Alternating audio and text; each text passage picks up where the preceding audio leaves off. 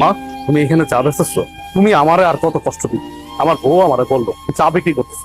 আমি এই কথা শোনার পরে নিজের আর সামলায় রাখতে পারি না। আমি এই জন্য তোমাকে নিতে আসছি।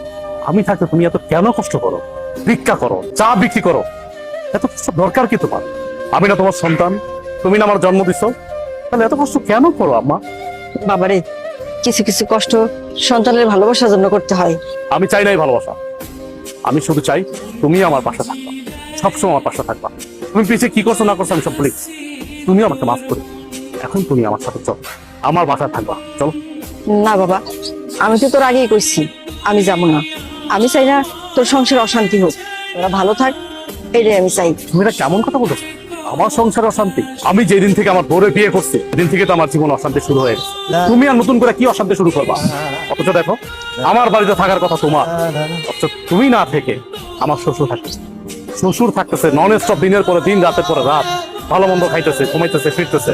অথচ তুমি রাস্তা রাস্তা ভিক্ষা করতেছো, চা বিক্রি করতেছো। খারাপ লাগে না আমার? আমার তো খারাপ লাগে।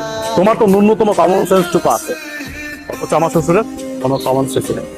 আমার বড় গাছ আমার শ্বশুরই সব। যাই হোক মা, আমি তোমার এত কথা বলতে পারতেছি না, এখন কোনো কথা আমি শুনবো না।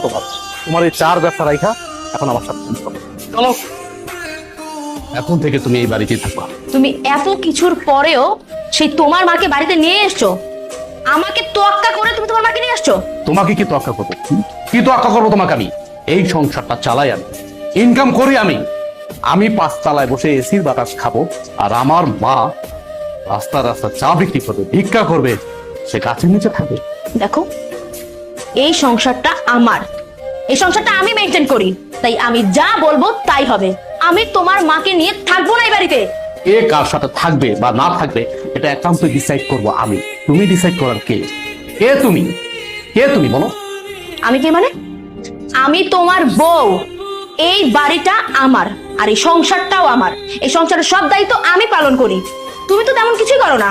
সো আমি এই সংসারে যে ডিসিশন দিব সেটাই ফাইনাল। আর তোমার মা তোমার ছোট ভাই ঘরে টিকতে পারেনি, আমার ঘরে কেন টিকবে? হ্যাঁ, তোমার কি মনে হয় যে উনি অত ভালো একটা মেয়ের সাথে টিকতে পারলো না, আমার সাথে টিকতে পারবে?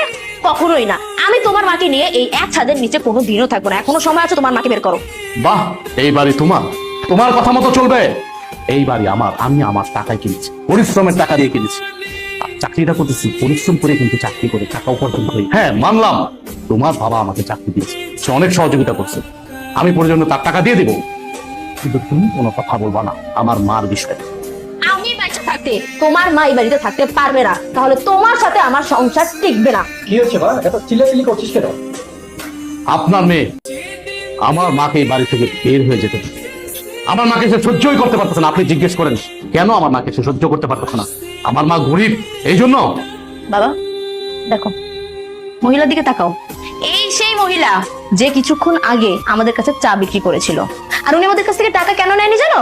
কারণ উনি আমার আদরের শাশুড়ি, আমার এই হাজবেন্ডের একমাত্র মা, ফকিন্নি মা, যার কারণে আমাদের কাছ থেকে টাকাটা তখন নেয়নি সে।